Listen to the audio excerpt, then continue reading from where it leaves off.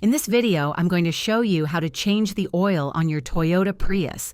Keeping your Prius's engine oil fresh is key to its smooth performance and longevity. First, park your Prius on a flat surface and let the engine cool down. Open the hood and remove the oil filler cap to help the oil drain faster.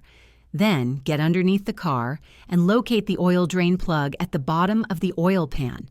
Place a drain pan underneath, loosen the plug with a wrench, and let the old oil drain completely. While the oil is draining, find the oil filter and unscrew it. Sometimes you can do this by hand, but a filter wrench might make it easier. Before installing the new filter, rub a little fresh oil on its rubber gasket to create a good seal. After the oil is fully drained, tighten the drain plug securely. Pour in the recommended type and amount of oil for your Prius.